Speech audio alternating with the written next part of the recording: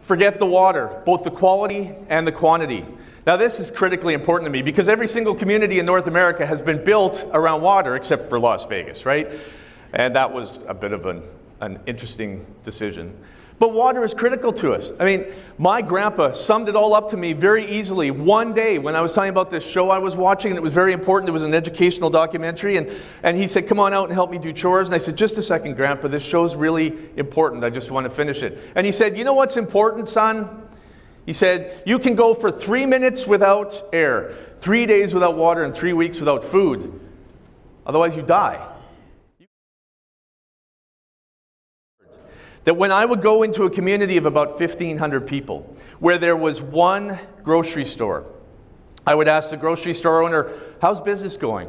And they would always say something like, well, you know, I don't know. We're barely making a living here. I don't know how much longer we can survive this. I mean, sometimes it's week to week because we just don't have enough business. But I would go to communities of the same size, 1,500 people, where there were 2 grocery stores. And I would ask the owners, how are things going? And they always said the exact opposite. They'd say things like, it's going pretty well. You know, we make a good living and we raise our family. And you know, I'm not buying a Maserati and the kids aren't going to go to Harvard, but we make a good living. Now that didn't make sense to me. 1,500 people with one grocery store and they can barely make a living, that grocery store owner, with all the people. And the other 2 grocery stores have to split the same number of people, but they're doing well. How in the world would that make sense? And then it struck me. It's competition.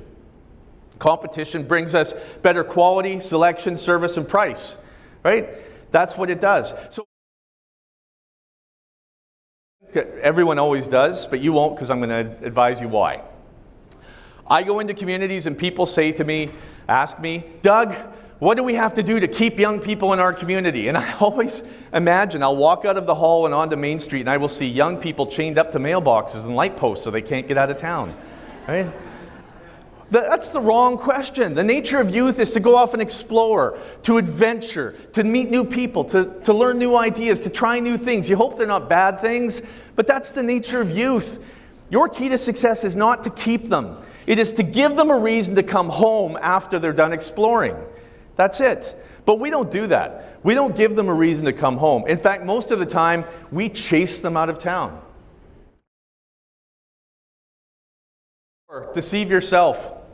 This essentially means have absolutely no idea who you really are and what makes you powerful. And it's amazing how many communities do this. And they do it usually in one of 2 ways for towns.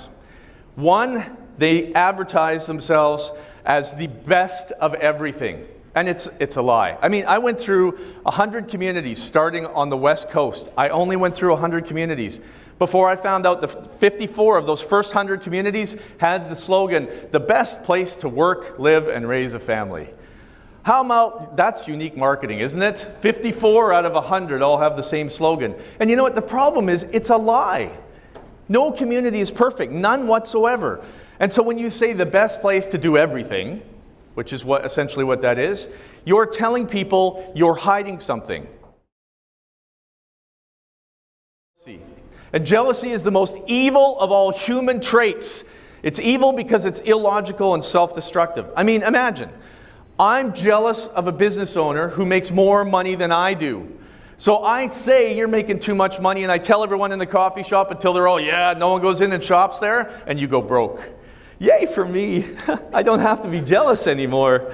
Yay. Except your car is bigger than mine and your house is bigger than mine, so I'm grabbing up the posse and I'm going to do the same thing to you. And yes, now I'm empowered. So you're next, and when I'm done with you, then you're up, and when I'm done with you, you're next, and around we go until I have no one to be jealous of anymore. Yay. Except what makes anyone think I'm going to have a job or successful business if everyone else has gone broke? Our success is our shared success. We don't take from someone else. We don't give from ourselves just because someone else is prosperous. It grows the whole community, not just one person. It's not just superficial. But it's still a nice to have. We have so many important things to work on, we'll have to do that later. We'll do it after we're done everything else. Except I challenge everyone who says that if you spend the next 10 years putting all of your money and your time and your energy into doing all sorts of things for the community and don't do any beautification, For the next 10 years, what happens when for the next 10 years everyone looks at your community and thinks it's ugly, drives right by, and never finds out how wonderful you've made it on the inside? Aesthetics still matters. The nicest, most wonderful people in the world sometimes don't get asked out because they haven't done their hair. Aesthetics does matter. And when it comes to your community, no one will know or believe that you're successful unless you show them with appearances that you believe in yourself. But hey, if you want to kill your community, don't paint. It may actually take a concerted effort to turn your town ugly. And in fact, that's just creating the appearance of failure, just the illusion that your town is dying. But if you're lucky, eventually that illusion will become a reality and your community will die. Great. Now, unless someone here just crawled out of a ditch and has never seen another human being, you've had to cooperate. I mean, some of you may have even experienced something called synergy, where 3 of you can do the work of 5. It's amazing when things come together when you cooperate, right? So, if you want to kill your community, don't cooperate. It's just that easy. Of course, that's a passive way to try and get failure. It can still work, but it's a long shot. I mean, imagine, I'm part of your community, your organization. We all decide we're going to do something, and I say, no, I'm not participating. I'm not helping. I disagree. Okay. You'll all go out and work hard as part of the community and do great things, and I'll get benefit because I'm part of the group. Right? You're hoping no one does anything. It's the group project thesis. You've all experienced that in high school where, 4 of you were assigned to work on a group project and one person never showed up, so you all do really hard work and you get an A, and even the person that never showed up still gets the A, right? So you're hoping for failure, but it's bound not to happen. If you really want to kill your community, you have to be more aggressive than that. You have to compete. And I don't mean the good competition I talked about in chapter 2, I mean bad competition. Yeah, I met with them and talked to them, and then they said, no, we're opposed to potato production. I thought, oh, it's because of the pesticides. I met with some other farmers that are growing potatoes organically, and I said, will that satisfy your issue? And they're like, no, we don't think you should grow potatoes in PEI.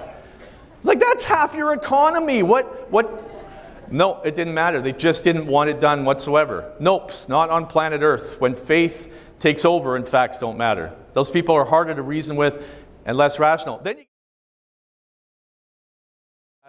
Now, I don't mean healthcare housing or affordable housing. I just mean seniors appropriate kind of condos, right? So they find a private developer and they work with them, a partner, and they build seniors condos, and then those folks get the impression that seniors will go in there and play shuffleboard and crib until they die. They'll sneak out.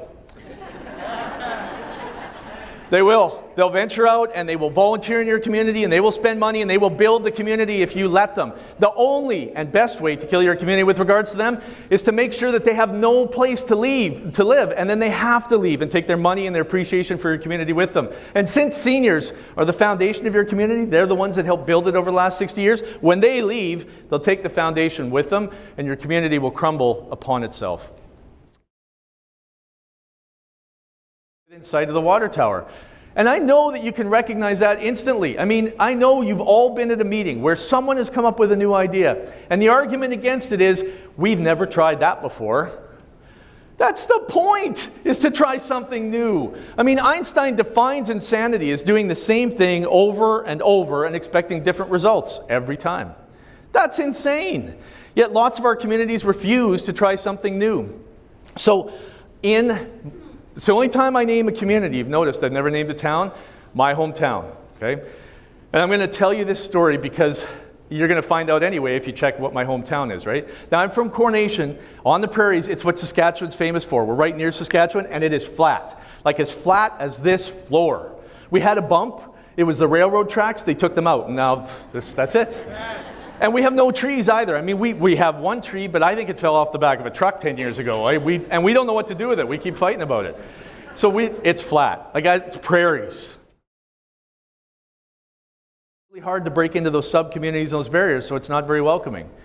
And so lots of times we wind up shutting them on the outside. And yet the irony is that when they're outsiders, they deliberately picked your community and wanted to move there. Deliberately. That's wonderful. They picked it for a reason. It has a competitive advantage, right? But a lot of times we ignore that. And we presume, I've lived in this community my whole life. I know it better than anybody else. But what are your qualifications for living there your whole life? This is where I was born. I guess I'll stay. That's not a qualification. When someone deliberately picked your community, find out why. And they don't mean sustainable. Everyone I've had the conversation with about sustainable, they don't mean sustainable. They mean status quo. We want a plan to make sure nothing changes and we just stay the way we are. Except that's a problem. Because if you stay the way you are, one business closes. That's 13 people unemployed in your community. That's 13 people that may have to go somewhere else to find a job and they take their families with them. That's less kids in your school, less utilization of your healthcare, less volunteers in your community, 13 families not spending money. That might be enough to cause another business to close. Another business closes, that's 13 unemployed people that may have to leave town to go get a job and they take their families. That's less kids in your school, less utilization in your healthcare, less volunteers, 13 families. You see how it starts to spiral out of control?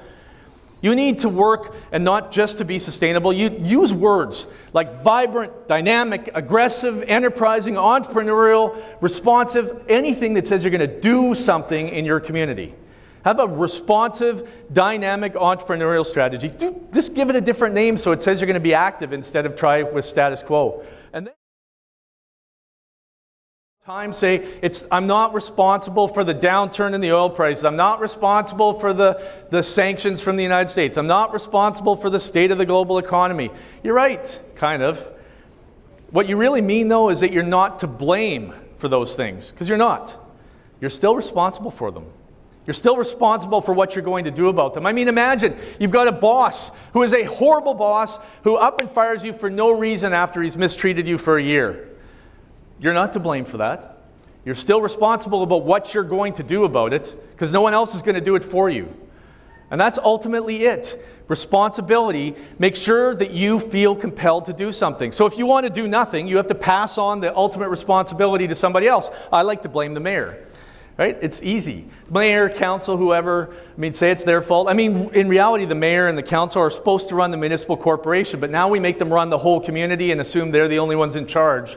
Right? We used to go to church and pray for a miracle, and now we show up in the town office and demand one by Friday. Right? The mayor is not actually responsible for everything in the community, just the municipal corporation. So if they've heard this, they'll say, can't do that to me. So then pick somebody else. Pick your local MPP, pick the premier, pick the prime minister, blame the United Nations, blame ISIS, I don't care. Pick a teacher, a preacher, a doctor, a dentist. Blame the kids that are playing hockey on the street on a nice day. Because ultimately, none of them are responsible for your community. The only people responsible for the success of your community are you. And you, and you, all of you. You can do anything. And in my 20 years of experience in doing this, I have discovered something. That a group of people, a community that decides it's going to be successful cannot be stopped by any government anywhere.